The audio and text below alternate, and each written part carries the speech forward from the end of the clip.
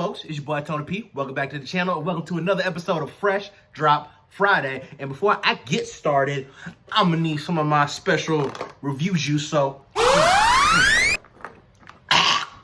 starting off, we got the brand new project Cottonwood from the homie NLE Choppa. Fun fact about NLE Choppa, we actually might be family, cause he's a Potts. I'm Potts.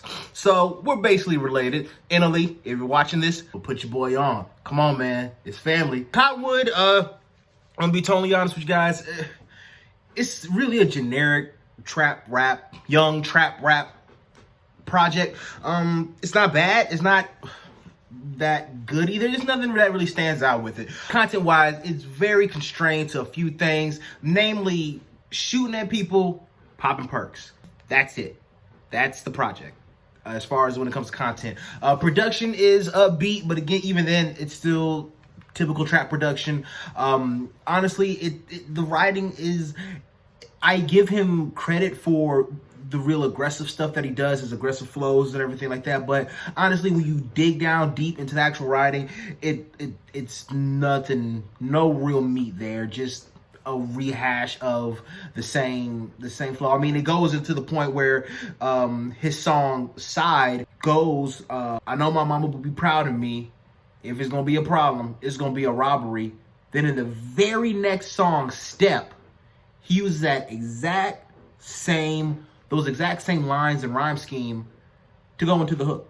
It's just really lazy. And I mean, I don't expect NLE Choppa or any artist in NLE Choppa's lane to be super lyrical, miracle, spiritual with it. But come on, guys, we gotta have some type of like attempt to be different. I mean, like, again, it's not a bad project. I mean, that's really it. It doesn't get any different until you get to his acclaimed song Shot Us and the remix featuring Blueface. But even then, he's still saying the same verse. It's just Blueface is on the second verse. So all in all, I mean, it's not a terrible project. Don't get me wrong, it's not a terrible project. It's definitely not the best. It's not that good, but I mean, the kids will love it. The kids will like it. It's simple. It's upbeat. The kids can do whatever crazy ass dances out there now to it. I mean, you know, I'm sure TikTok will fucking love everything on here. But as far as when it comes to like the full scope of the project, it's just not. It's not hitting on too much.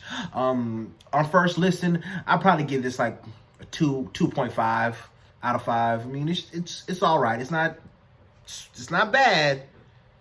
Not super good either. Because I love you. Hear me out. This is me helping you out, cuz. Holla at your guala. I need one more sip for the drip, feel me? Ah, shit. Take it to the head. Yeah. Rolling right along, we got a new entry from the OG CamRon with Purple Haze 2. Man. For the OGs that watch this, you've most likely heard Purple Haze 1. This is not that.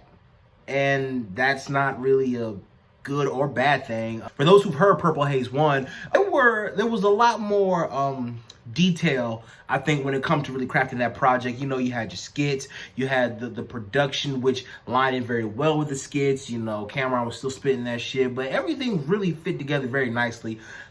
This one, not so much. It's really just CamRon on old school CamRon type beats the entire time.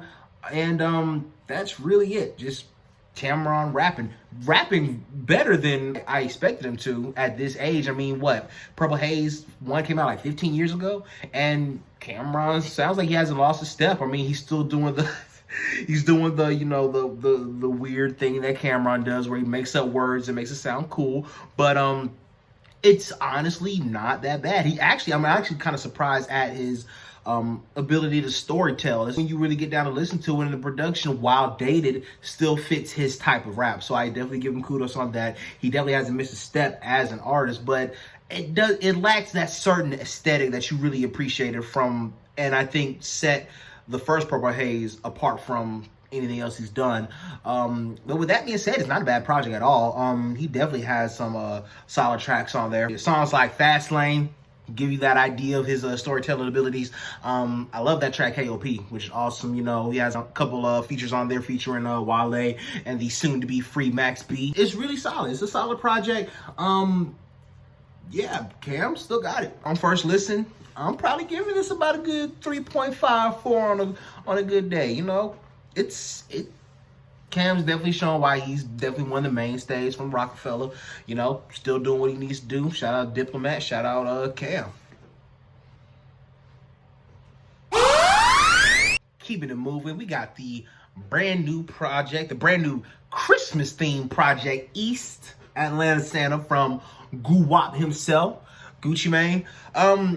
This project was kind of all over the place. From production to content, it just, I don't know. I didn't really catch it like I really wanted to. I've really been enjoying what Gucci has been releasing since he's been free, but this one kind of, it didn't really catch me like it usually does. I mean, the holiday inspired trap tracks were in theory decent. Gucci's still consistent with rapping, but I don't know. Like, there was just really something kind of off about the whole project. I can't really pick out anything in particular that stood out. He did have some bops. He actually had a lot of solid features. He has a singer on there. I need to do more research on it myself, but there was a singer that was not named on it, but did sing on a couple hooks, who was actually pretty fire. He made up a good amount of songs, especially that Ice track that he was on. The ice on my ear, something like that. I don't know. I forgot, but see, stop drinking. But no, it was a decent. The songs, he did have some decent songs on there, but as a whole project, I couldn't catch the vibe to it. I mean, again, I know it's supposed to be holiday season, but this one didn't hit me. This one was not. I wasn't really messing with this one. So I might be in the minority with that. You know, people love them some Gucci, but as far as I'm concerned, I'm not really rocking with this one. So on first listen, I'm giving this about, I give it about 2.5. 3, because some of the songs were solid. The features were decent. He has Quavo on there.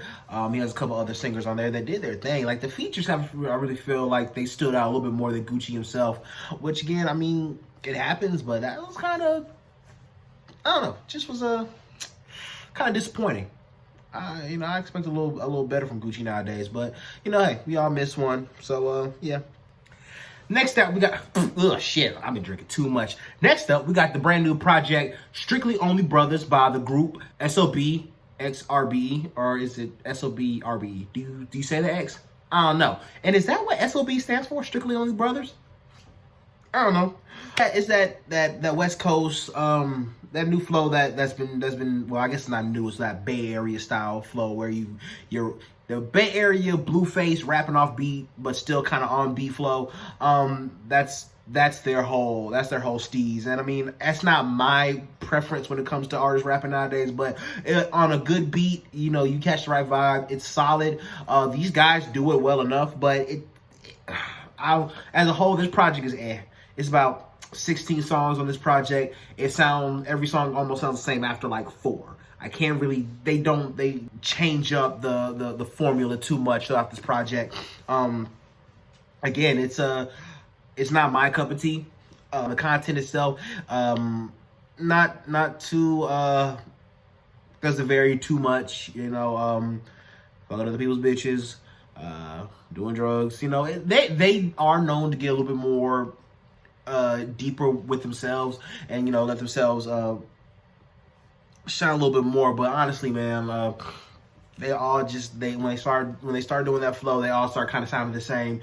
The production is nothing too crazy. It's that same type of that West Coast Bay Area vibe. And again, it might not be for people like me. It might just be for people that like that sound, and I get it. I'm not personally into it, and as like I said, around song 4, it all starts sounding the same. So a lot of people who might not remember these guys, these are the guys that got put on to I think it was the Black Panther project, and I really liked them on that song. So I was really looking forward to hoping that they would kind of grow and blow up from that, and I haven't really been impressed with anything else they've dropped since that song. Again, I don't think they're bad per se. I don't think they're just my steez. If you disagree, please make sure to leave a comment below and let me know what you think. I might be wrong on this one. But as for SOBxRBE, Strictly Only Brothers, I'm gonna have to give this a 2.5. I'm just not really vibing with it. Again, after like 4 songs, I'm just kind of over it. And that's gonna wrap up our episode for Fresh Drop Friday. I want to thank you guys so much for tuning in. I have a date with the rest of this bottle tonight. Guys, if you're an artist, if you do music, or you know somebody that does music, please make sure that you hit me up on the Taj channel. Drop a comment in the comments below, or hit us up on Facebook at the Taj channel, or hit us up on Instagram at forever. That's forever EVER.Taj TAJ. Send us a message on Instagram, send us a message on Facebook, or hit us up in the comments below.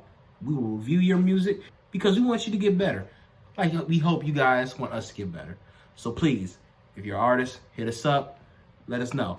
And if you disagree with anything I said, let's talk about it. Drop in comments, hit us with a like, hit us with a subscribe. I'm out.